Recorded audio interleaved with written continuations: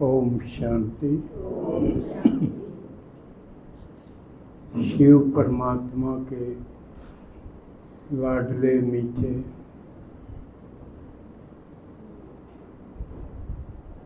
बाप के दिल में समाने वाले, बाप समान बनने वाले, भक्तों को फल देने वाले, उड़ने और उड़ाने वाले लाडले बच्चों का,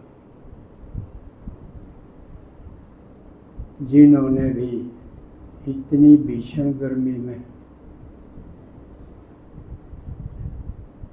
आने का हिम्मत का कदम उठाया है, तो शिव भगवान जो भोलानाथ कहलाता है, थोड़े में राजी होने वाला,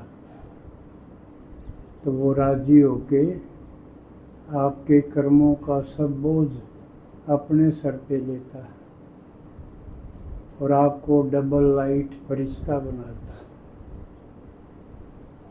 और फरिश्ता सो देवता बनाता है।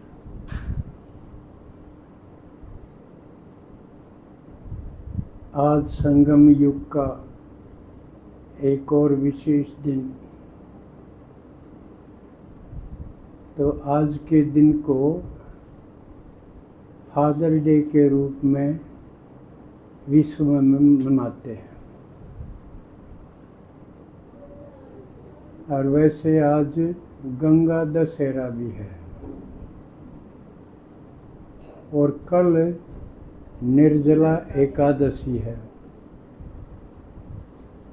तो भारत में इतने त्योहार हैं, बल्कि दिन कम पड़ जाए त्योहार ज़्यादा है।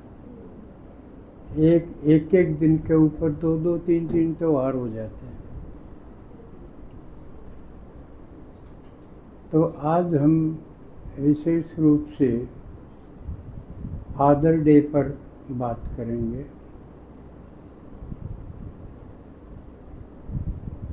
मनुष्य आत्मा इस दुनिया में जब भी आती है, सतयुग से कलयुग अंत तक संबंधों में बंधी हुई होती है। बिना संबंध के किसी जन्म में भी होने का कोई ढंग ही नहीं है। अब थोड़ी देर के लिए विचार करो,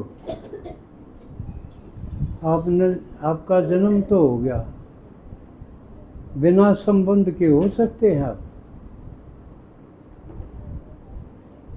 तो संबंध है, परिवार है, और उसमें संबंध भी अनेक हैं। हर एक संबंध का अपना सुख है। जैसे सबसे पहले माँ का बाप का संबंध बनता है, कि उनसे ही जन्म मिलता है। यानी इस दुनिया में आने का जो चांस है वो माँ बाप के द्वारा ही मिलता है। अब इसमें माँ के बारे में तो बहुत सारी बातें कही जाती हैं, जबकि बाप से ही माँ का अस्तित्व है। माँ की बिंदी, माँ की चूड़ी, माँ का सुहाग किससे है? बाप से। अब तक हम रोटी बनाने वाले हाथों का जिक्र तो करते थे, लेकिन रोटी कमाने वाले हाथों का इतना जिक्र नहीं हुआ। लेकिन कमाया नहीं जाएगा तो फिर रोटी बनेगी कैसे? इसलिए देखा जाए तो कमाने वाला का और भी ज़्यादा महत्व। लेकिन जिक्र क्यों कम हुआ? क्योंकि बाप का संबंध ऐसा ही है जिसकी गहराई को किसी ने समझा नहीं। जिसने समझा उसने बताया नहीं, क्योंकि बाप ज्यादातर मौन रह गए, बोले नहीं। ऐसी बात नहीं कि उनको सुख दुख ना होता हो, उनको भी उतना ही होता है, क्योंकि आखिर आत्मा तो है ही सब। चाहे वो पुरुष चौड़े में हो या माँ के रूप में हो, बाप के रूप में हो, लेकिन वो प्रकट नहीं करता है, सुख दुख को समा लेता है। क्यों? क्योंकि पूरा अपने आप को वो जिम्मेवार मानता है।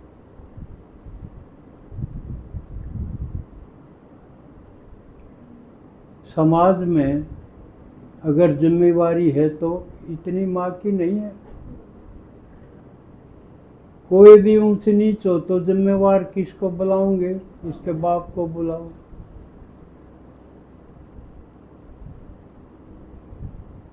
उससे पूछताछ होगी, जिम्मेवारी उसकी है, कमाने की भी जिम्मेवारी है, और उस परिवार से जो भी गतिविधियां हैं उनका भी जिम्मेवार बाप है। इसलिए वो गंभीर ज्यादा रहता है। अब ये तो सुनते रहते हैं कि माँ बच्चे को 9 मास गर्भ में रखती है, लेकिन जन्म देने के बाद फिर सारी जिम्मेवारी बाप की है। वो मरने तक उसको बंधा हुआ है। पूरा जीवन उसका लक्ष्य ये है कि मेरे बच्चे कामयाब हों, बड़े बने, संपन्न बने। इसी में उसका पूरा जीवन चला जाए। ऐसा सोचते सोचते करते करते ही वो इस दुनिया से चला जाता है। लेकिन क्योंकि मैं भी अब जीवन के लगभग अंतिम छोर पर ही हूँ, अपने बाप को भी देखा, खुद बाप बन के भी देख लिया।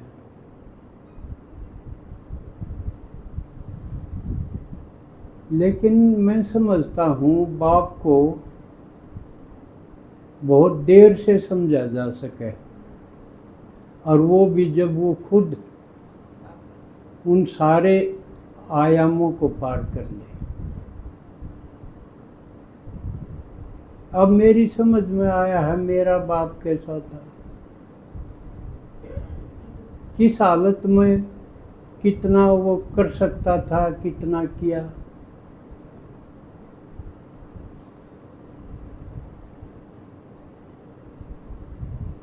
लेकिन 50 साल पहले नहीं समझ सकता।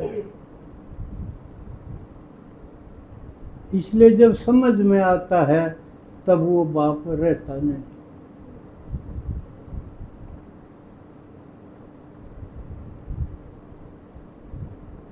तो मेरा जन्म थोड़ा सा मैं अपने बाप को भी श्रद्धा सुमन दे दूं। एक गरीब घर में मेरा जन्म हुआ। खेती बाड़ी का काम था, क्योंकि उन दिनों और तो कारोबार थे ही नहीं। जमीन थोड़ी नामात्र, खेती का काम। परिवार डबल। डबल कैसे? मेरे पिताजी अपने भाइयों में सबसे बड़े थे। और मेरे दादाजी मैंने देखे नहीं। क्यों आज ये सोचूं हूँ अवसर है, फिर रहूं ना रहूं, तो आपको कुछ तो मेरे बारे में पता होना ही चाहिए। तो मेरे दादाजी को मैंने देखा नहीं कि वो पहले गुजर गए थे। तो मेरे पिताजी ने अपने भाइयों को भी पाला और हमको भी पाला, डबल परिवार। खेती नाम मात्र की और खेती का एक काम, किसी किसी की लेके बांटे न। उस टाइम बांटे की का रिवाज था।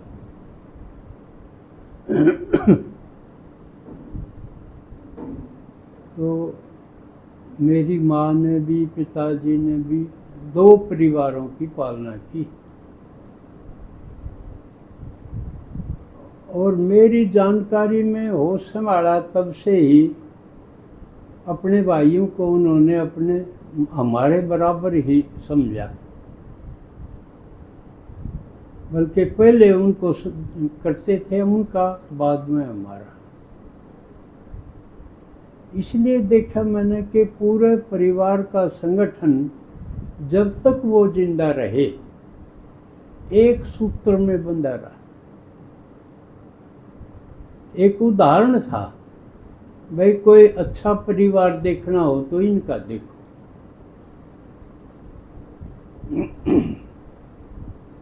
जबकि उनकी मृत्यु के बाद बिखर गया, बिल्कुल बिखर गया। तो इसका मतलब हर एक आत्मा के तप के कारण ये संगठन होता है परिवार का भी। और वो भी इस रूप में कि वो सेल्फिश ना हो, स्वार्थी ना हो, सबका समान ख्याल रखें। तो पेट ही भरा गया था, धन जोड़ने का तो सवाल ही नहीं था। हमारी फीस का जुगाड़ भी मुश्किल होता था।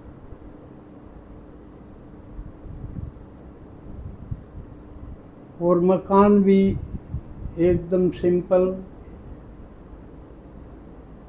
जब से मैंने होश संभाला पिताजी यहाँ आ गए थे। यहाँ एक कच्चा मकान तो के कोठड़ा था। उसमें पशु बैल बांधते थे और मैं अपने पिताजी के साथ यहीं सोता था।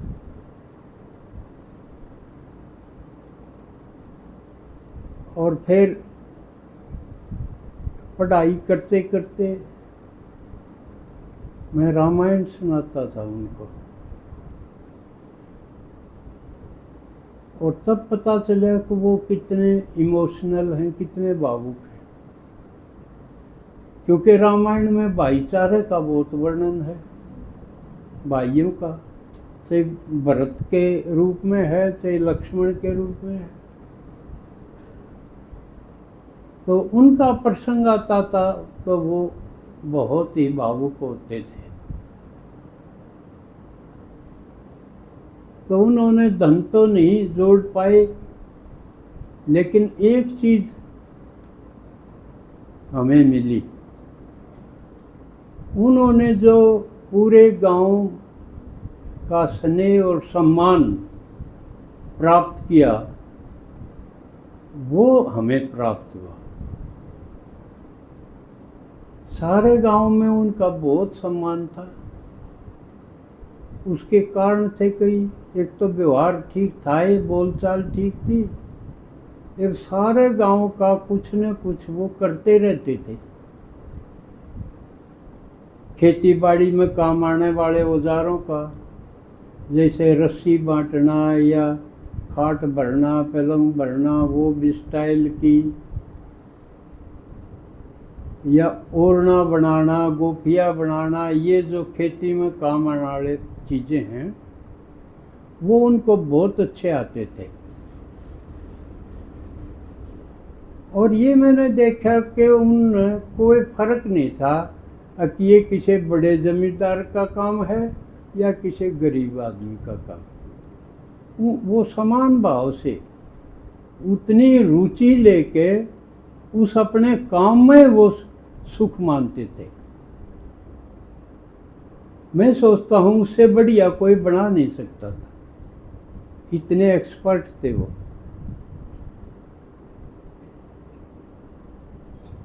और ये मैंने देखा आते जाते रास्ते में कोई भी माता है, महिला है, वो फेंक के चली जाती।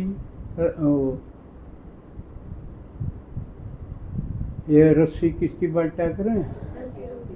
हाँ, कोई रस्सी फेंक जा, कोई दादा यूँ बना दिए इसका, अगला जाने चाहे ना जाने बना देता वो। तो इससे उनका बहुत सम्मान होता था। अब किसी को भी ना नहीं करते, अरे एकदम फर्स्ट क्लास बनाओ। दूसरा उनका काम था कि उन दिनों हलवाई बुलाने का रिवाज नहीं था। जिसके भी से कोई भी फंक्शन होता, जीण का हो, मरण का हो, हलवा बनाया करते, सब्जी बनाया करते, तो वो ही बनाया करता पूरे गांव में। तो इससे उनकी बड़ी साख थी दोनों ढंग से। तो हम इस बात से निश्चिंत रहे, कोई हमने तू कह के भी नहीं बोलता था। इतना सम्मान था उनके कारण हमारा भी, अब भाई ये उनके हैं। और यहाँ बैठक कोठड़े के बाद एक बैठक बन गई थी। जब मैंने ट्रेनिंग कर ली थी तो उस टाइम सारा गांव के सभी जातियों के लोग आते रहते थे, बैठते थे। या जाटा की उक्ति है, या चमारा की चिलम है, या फलाने की है, सभी जातियों के उनके तम्बाकू पीन के ये सारे सिस्टम थे। और ये भी देखा मैंने, जाट भी मारा गढ़े का हाथ नहीं लाया करते, हम ही पानी पिया करते उन्हें, कोई बुरा नहीं मानता। सबको पता था भाई ये रिवाज है।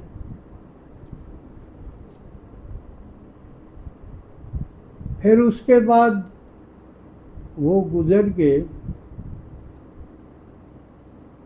और बाबा ने मुझे पकड़ लिया। तो यहाँ फिर बैठक का रूप बदल गया। पहले हुक्का वाली बैठक थी, फिर हुक्का छुटाने की बैठक हो। तो कई जिक्र करते, भाई तेरा बाबू था जब तो न्यू बैठक थी, न्यू थी। मकाई में लाले हुआ बैठक बढ़िया थी, किया थी। मेरी बढ़ाई करके राजी नहीं हो कोई,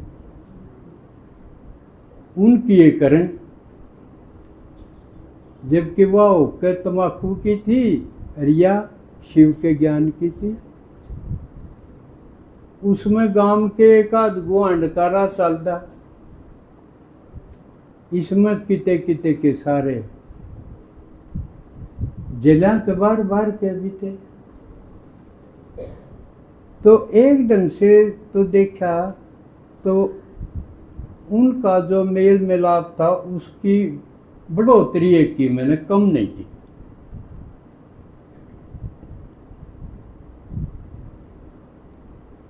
तो लेकिन उनकी सादगी, कुछ नियम, खेती करते हुए भी देखा मैंने कि वो नहाए बिना खाना नहीं खाते थे, बेशक हल जोड़ रहे हो खेत में, किते नाली में या किते हैंडपंप वगैरह किते कोई हो, उधर जाके पहले स्नान करना फिर भोजन करना, ये उनका पक्का नियम था। और स्नान के बाद वो आध पौन घंटा भजन में बैठते थे। ये तो हमने पूछा नहीं वो भजन क्या करते थे, लेकिन बैठते जरूर थे, मौन बैठते थे। और उनके मौन बैठने से उस बैठक का वातावरण बदलता था। सब गंभीर हो जाते थे, बातचीत करना भी बंद कर देते थे, भाई दादा भजन में बैठा। तो ये चीज़ हमने प्राप्त हुई कि बाप के करनी रहनी से भी औलाद को फायदा हो, बेशक धन का ना हो, सम्मान का, इज्जत का, ये फायदा मिलना भी बहुत बड़ी बात है।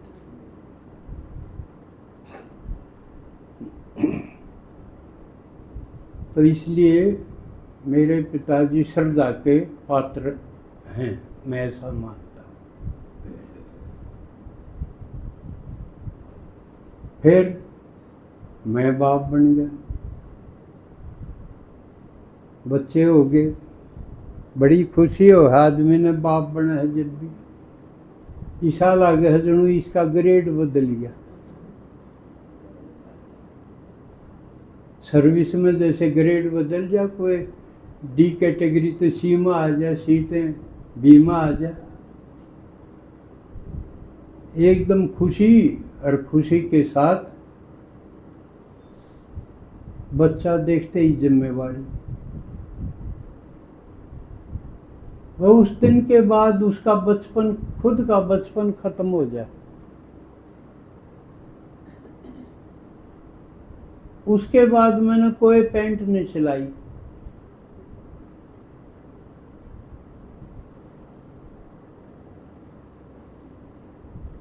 बल्कि अपने सिंपल कुर्ता पजामा, वो भी ज़्यादातर नू देखने लग गए थे। भाई कोई अलग से ड्यूटी हो, इलेक्शन में हो, जनगणना में हो और क्या में हो, तो इतने पीछे तो मिले ही नहीं।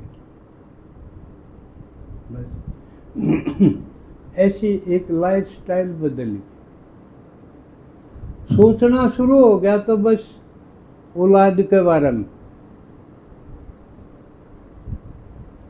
इनको अच्छे ढंग से पालना करनी है, इनको पढ़ाना लिखाना है, इनको कामयाब करना है, इनको साहूकार भी बनाना है। जो अपने में कमी रही, अभाव रहा, वो इनको ना देखना पड़े। इस प्रकार के ही विचारों में जीवन चलता रहा।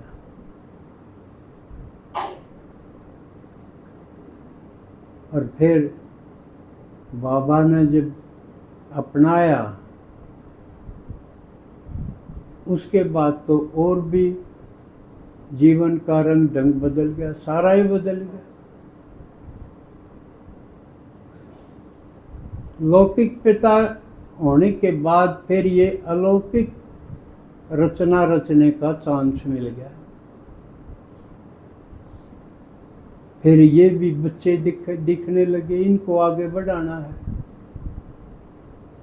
ये बंधनों से कैसे मुक्त हो, इनको निकालना है।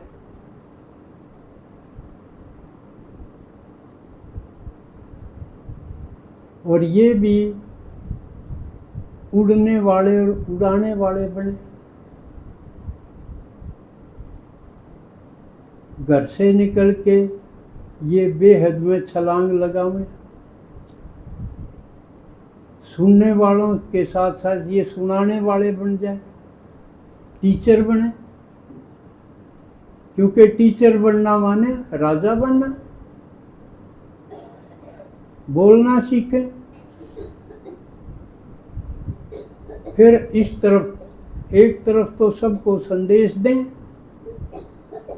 ढूंढें जो बिछड़े हुए हैं, सतयुग त्रेता की आत्माएं, उनको ढूंढा जाए गांव गांव। ना गर्मी देखी ना सर्दी देखी, सारा अपने आप को झोंक दिया और एक ढंग से अलौकिक पिता बनने का ये चांस लिया।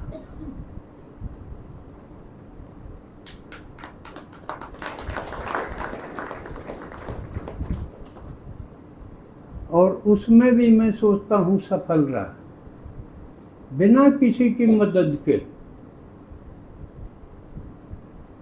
आप पे सीखना, फिर आप पे सेवा में लग जाना और संगठन बनाने में किसी से कम ना रहना, बल्कि मुझसे जो पहले आए हुए थे उनके आगे नहीं तो बराबर जरूर खड़ा हो जाना। और उसमें मैं सोचता हूँ पूरी तरह सफल रहा,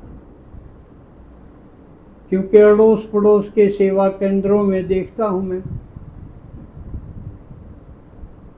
वो जिज्ञासुओं की चोरी चकारी में लगे हुए कि जिज्ञासु कोई तैयार कर दे और फ्री में हमने मिल जाए। तो अपने साथ के सारे पड़ोसी, चाहे हाँसी के हों, चाहे जुलाना के हों, जींद के हों, रोहतक के हों, महम के तो हैं ही, सब चोरों की तरह जिज्ञासु चोरी में लगे रहते हैं। तैयार कोई कर दे और जब ये कुछ करण जोगे हो जब मारा का नहीं आ जा।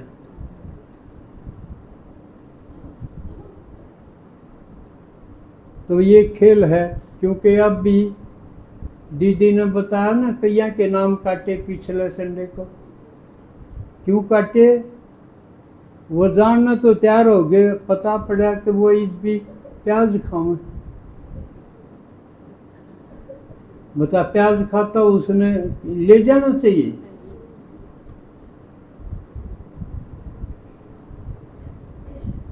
और जब उनका नाम काट दिया तो जुलाना वाले वो चार उन पता चल गया, वो उसके दौरान पहुंच गए। अगर मारा का नहीं आ जाओ, हम ले चलेंगे से खाई जाइयो थम, किम्मे खाओ थम, मारा कोई आंट नहीं, हम ले जावांगे। अब इस तरह के यज्ञ को बदनाम कर रहे हैं। आज ये मैं जानबूझ के कह रहा हूँ कि जिससे वो क्लासेस को सुने, जो ऐसा करते हैं वो भी सुने, बाकायदा नाम लेके। हाँसी वाले भी, मैम वाले भी, जुलाने वाले भी, जींद वाले भी, रोहतक वाले भी, इन सब का ये हाल है। एक तरफ तो बाबा का नाम चमक रहा है, त्यागी तपस्वी बहनें माताएं देश में विदेश में जी तोड़ मेहनत करके प्रत्यक्ष कर रही हैं बाबा को, और बीच बीच में कुछ ऐसे हैं जो बाप का नाम डबोड़ने तैयार है। वो मर्यादाओं में ना कायदे, ना मर्यादा, ना धारणाएं। अगर ये चीज़ कमज़ोर होंगी तो फिर यज्ञ की सतोगुणी अवस्था नहीं रहेगी, फिर रजो तमो में उतर जाएंगे।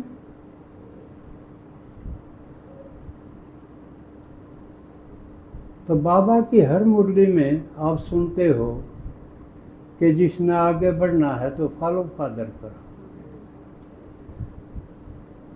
बीच बीच में एक आधी बार फॉलो फादर मदर भी दे दे, लेकिन मूल रूप से फॉलो फादर का जिक्र है।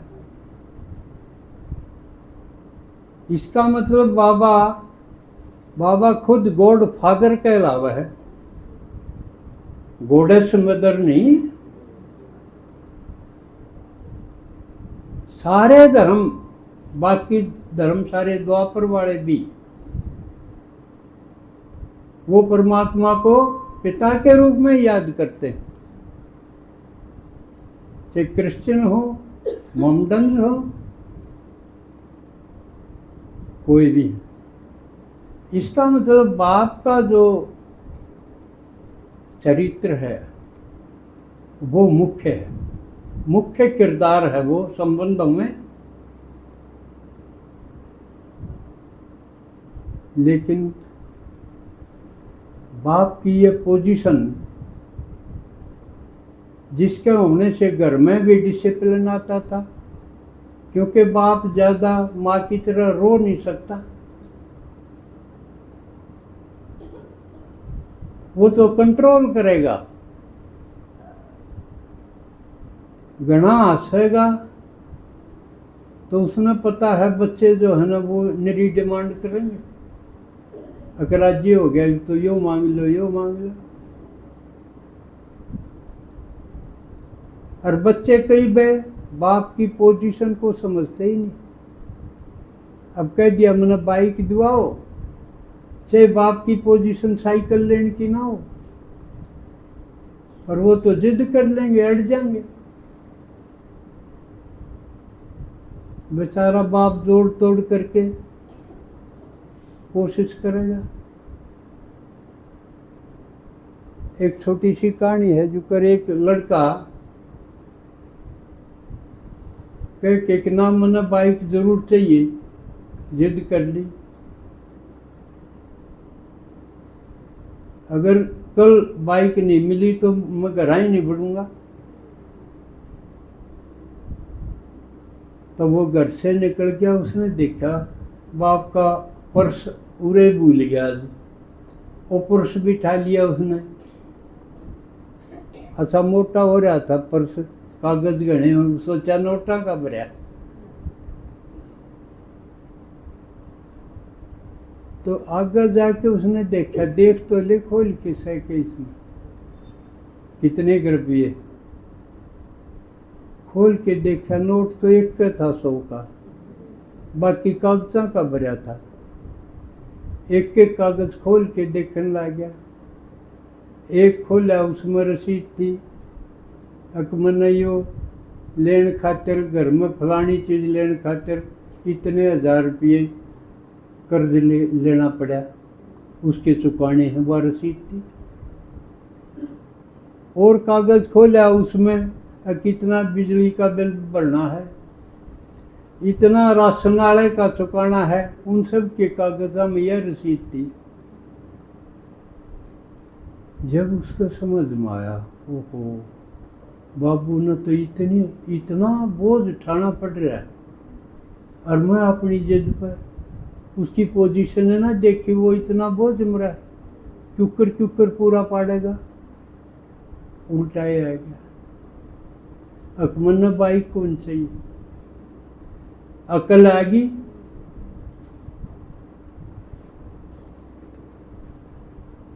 लेकिन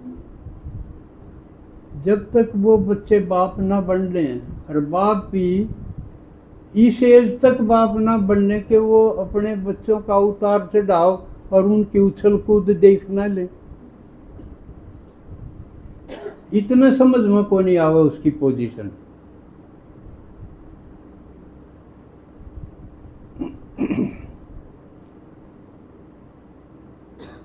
तो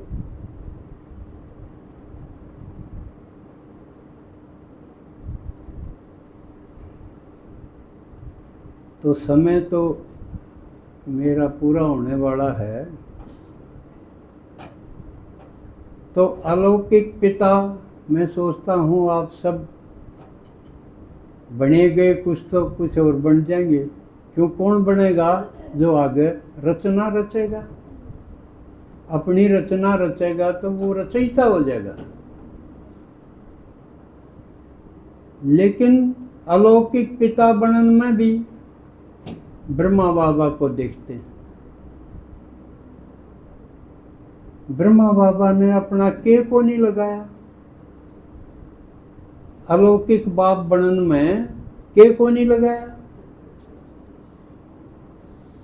अपने हीरे जवाहरात हैं वो लगा दिए उन बच्चों के लिए जो देखने में उसके कुछ नहीं लगते,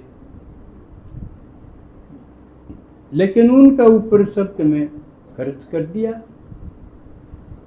और उन मत भी वो खर्च करवा के खा पी के निर्भागंती भी होगी।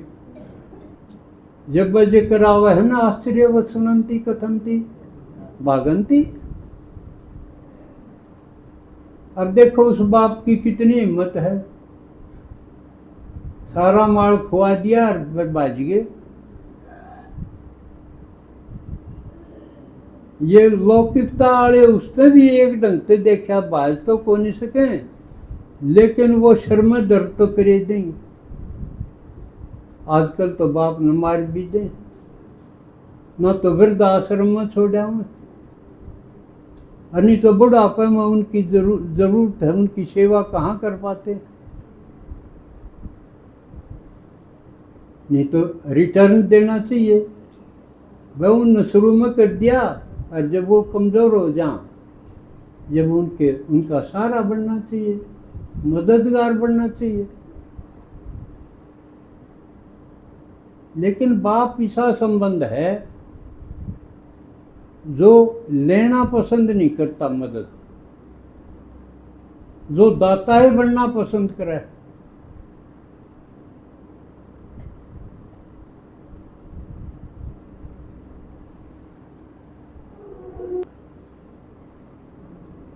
शिव बाबा के ज्ञान से कई बातें समझ में आई। उन बिना बापपना भी अधूरा था।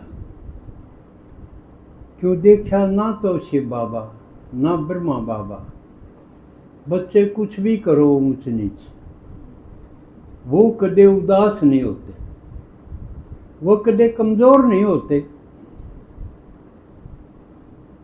सभी तरह के हैं ना बाबा के बच्चे तो, लेकिन ब्रह्मा बाबा कदे कमजोर होया, कदे उदास होया।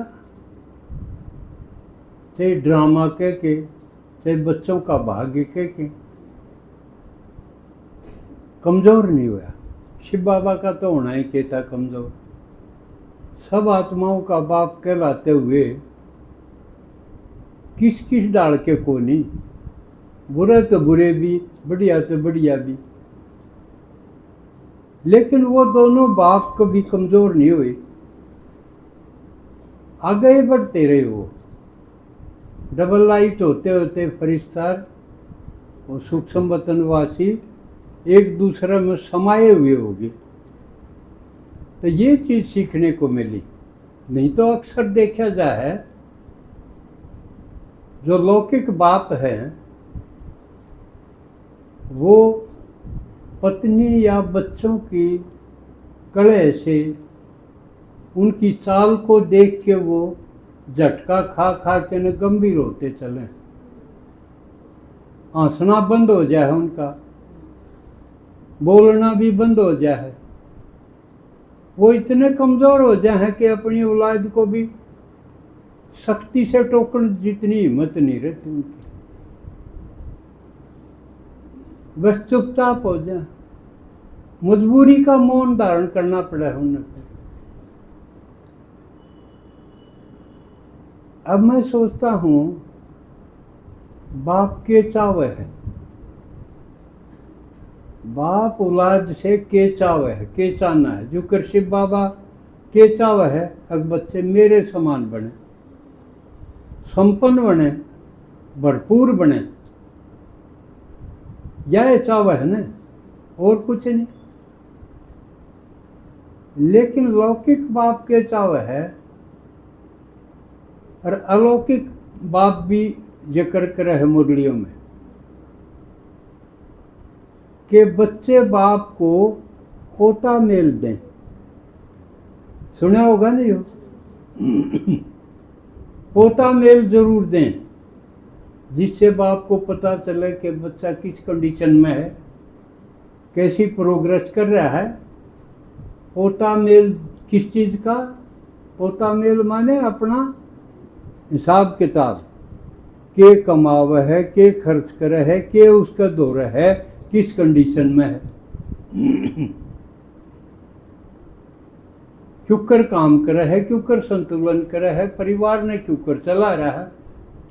इन सब चीज़ों का बाप सिर्फ पोता मेल चावे है और कुछ नहीं चाहता औलाद से। कमाओ खाओ, आनंद से रहो, बस ये चाव है। तो अच्छा, आज मेरा समय पूरा होया। इस दीदी और न बुलवाओगी किस किस को बोलना है? अच्छा, ओम शांति।